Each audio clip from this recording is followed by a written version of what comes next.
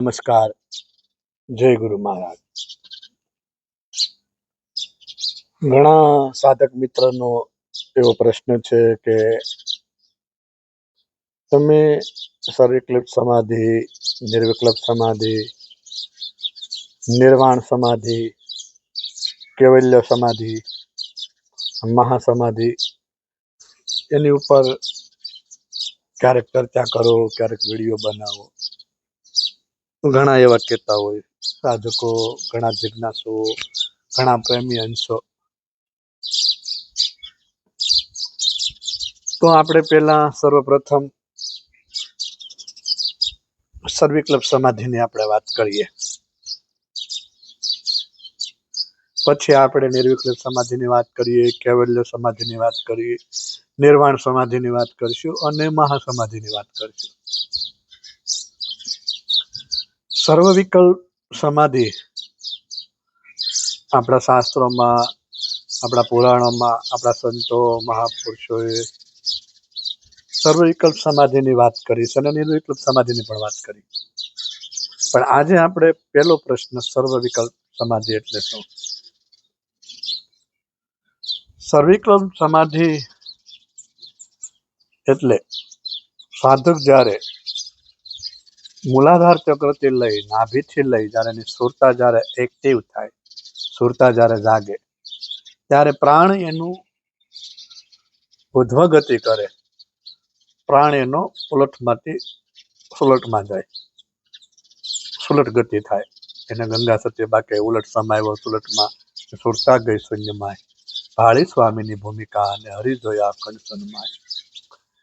એ જ્યારે સુરતા એક્ટિવ થાય અને ત્યારે આજ્ઞા ચક્ર ભેદન કરી અને સહસ્ત્રાર ચક્રમાં 10મા દ્વારમાં બ્રહ્મરંધ ચક્રમાં એન્ટર થાય સુરતા. પણ એ પહેલા એને આજ્ઞા ચક્ર ભેદન બાદ એને આજ્ઞા ચક્રમાં ભેદનમાં બહુ એને વધારે પડતી મહેનત પડે.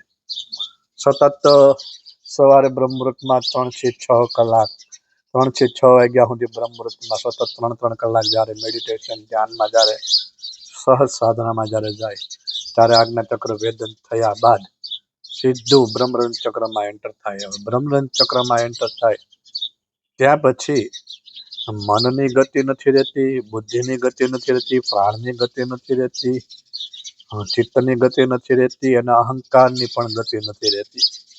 મન, બુદ્ધિ, ચિત્ત અને અહંકાર, 5 પ્રાણ અને 5 કર્મ ઇન્દ્રની, 5 જ્ઞાન ઇન્દ્રની અને 4 અંતઃકરણ, આવી સૂક્ષ્મ શરીરની પણ ત્યાં ગતિ રહેતી નથી.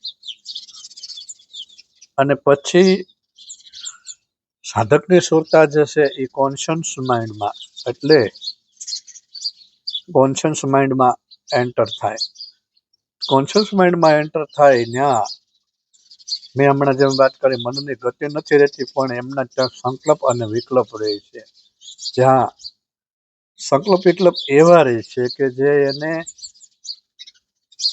આદ અનાદના જે એની અંદર જે આપણે એને સંસ્કાર પણ કહી શકીએ, જે અંદર જે એને ગુઢ રીતે, જે ગુપ્ત રીતે જે એને આની પહેલાના પણ જન્મમાં, અનેક જન્મમાં જ્યાં એના સંસ્કારો, જે સંકલ્પ વિકલ્પો જે પડેલા છે, એ સંકલ્પ વિકલ્પ એ જાગૃત થાય. એ જાગૃત થાય એટલે એને કોઈ માયાવી જગતને લઈને કોઈ સંકલ્પ વિકલ્પ ન થાય, પણ એને સંકલ્પ વિકલ્પો જે એના આની પહેલા જ્યારે એને આ કાંઈ નહોતું, જ્યારે 14 લોક નહોતા, બ્રહ્માંડ નહોતું, ચંદ્ર નહોતા, સૂર્ય નહોતા, 9 લાખ તારા નહોતા, તેનું જે આ એનું મૂળ સ્વરૂપ, નિજાનંદ સ્વરૂપ, ચેતન સ્વરૂપ જે હતું, એને એની યાદી રહે અને એ યાદીના માધ્યમથી એ અધ્યાત્મ સંકલ્પ વિકલ્પ કરે. અધ્યાત્મ સંકલ્પ વિકલ્પ થાય એને યાદ આવે. જો કે અહીંયા માઇન્ડની ગતિ કામ કરતી નથી. મેં ઘણા સત્સંગમાં મન ઉપર પણ આ ચર્ચા કરી કે જ્યાં સંકલ્પ વિકલ્પ તો મન કરે છે, પણ અહીંયા જે મન જે સંકલ્પ વિકલ્પ જે કરે છે, જે અધ્યાત્મ સંકલ્પ વિકલ્પ જે એને અનેક જન્મોમાં જે એની સાથે પડેલા હોય છે, એવી સુરતા એની યાદી રહી છે. અને એ સંકલ્પ વિકલ્પના માધ્યમથી એનું પ્રાણ છે એ બ્રહ્મરંધમાં લીન થઈ જાય. અને સુરતાને એની કામ કરે, અને પછી સુરતા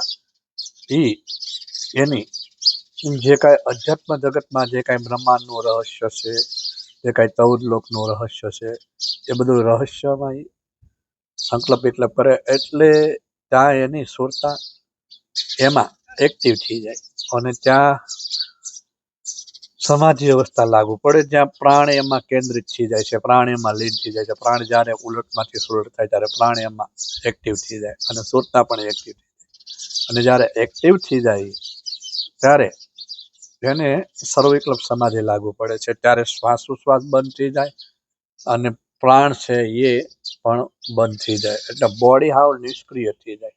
બોડી કામ કરતું બંધ થઈ જાય, બ્લડ કામ કરતું બંધ થઈ જાય, હૃદય કામ કરતું બંધ થઈ જાય, શ્વાસોશ્વાસ કામ કરતું બંધ થઈ જાય, અને માત્ર ઓનલી ફોર ત્યાં બ્રહ્મચક્રમાં સુરતા અને પ્રાણ એક્ટિવ રહે. હવે સુરતા અને પ્રાણ જ્યારે એક્ટિવ રહે, એમાં જ્યારે લીન થાય ત્યારે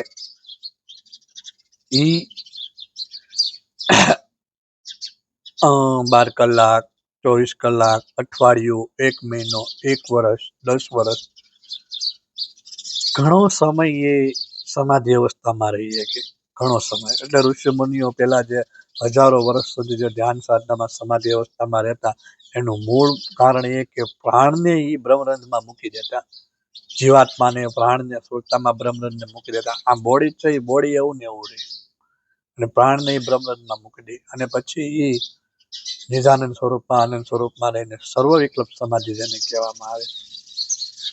ત્યારે બે વસ્તુ નાના મગજમાં અને જ્ઞાનતંતુઓ એમાં જે કામ કરે, એમાં જ્ઞાનતંતુઓમાં જે કામ કરે એમાં બે કેમિકલ્સ કામ કરતા હોય જન્મજાત દરેક વ્યક્તિને. એક ડોપામાઇન અને એક સેરોટોનિન નામના બે કેમિકલ્સ કામ કરતા હોય. તો ડોપામાઇન અને કેમિકલ્સનું આધારે આખું આ બધું જગત જે છે એનું શું છે, કેમ છે, એને ડેવલપ કરે, એને કેચઅપ કરે, એને રિહર્સલ કરે, એને રિસર્ચ કરે, એને જોવે. આ બે જે અંદર જે કેમિકલ છે, જે અંદર જે દ્રવ્ય છે, એ વસ્તુ આમાં કામ કરે, અને એના અનુસંધાને પ્રાણ એમાં એન્ટર થઈને એનું રિસર્ચ થાય, અને એને સર્વ વિકલ્પ સમાધિ અવસ્થા કહેવામાં આવે, કે બધું જોવે અને જાણે. સંકલ્પ અને વિકલ્પ અધ્યાત્મ જગતના જે કાંઈ રહસ્ય પીડા એમાં એ નિજાનંદ સ્વરૂપમાં આનંદ માણે. અહીંયા લોયણબાઈએ બહુ સરસ વાત કરી કે જીરે લાખા બે પ્રકારની સમાધિ કહી છે, એક સર્વ વિકલ્પ અને એક નિર્વિકલ્પ. આવી બે સમાધિ કહી છે. એની યુક્તિ જાણે કોઈ યોગી, એની યુક્તિ જાણે કોઈ યોગી છે. હવે એ જે સર્વવિકલ્પ સમાધિ જે છે, ત્યાં પ્રાણ બ્રહ્મરંધમાં આવ્યો છે, અને સુરતા પણ બ્રહ્મરંધમાં રહી જાય છે. અને ત્યારે એ બ્રહ્માંડનું રહસ્ય કેમ છે, એમાં એ અધ્યાત્મ સંકલ્પ વિકલ્પના માધ્યમથી એ સર્વ વિકલ્પ જે છે, આ બ્રહ્માંડ કેમ બન્યું છે, હું કેમ છું, આ અસ્તિત્વ કેમ છે, આ પ્રકૃતિ કેમ છે, આ જગત કેમ છે, આ કેવી રીતે આ આવન છે, કેવી રીતે જાવન છે, એમ તમામ પ્રકારના જે કાંઈ સંકલ્પ વિકલ્પો છે, જન્મ મરણ કેમ છે, મુક્તિ કેમ છે, સંકલ્પ વિકલ્પો છે, એ બધા એક્ટિવ થાય, જાગૃત થાય, અને એને એ જાણે અને માણે. એટલે એને સર્વ વિકલ્પ સમાધિ કહેવામાં આવે. પછી અલગ અલગ પ્રકારથી બધા સમાધિને વર્ણન કરતા હોય, અને અલગ અલગ બધા કહેતા હોય, પણ જે હજારો વર્ષ સુધી જે સમાધિમાં જે લીન રહેતા હોય એવી સમાધિને સર્વ વિકલ્પ સમાધિ કહેવામાં આવે. આગળ પછી આપણે નિર્વિકલ્પ સમાધિ કોને કહેવાય, નિર્વાણ સમાધિ કોને કહેવાય, કૈવલ્ય સમાધિ કોને કહેવાય, અને મહાસમાધિ કેને કહેવાય, એની ઉપર આપણે ક્યારેક ચર્ચા કરશું.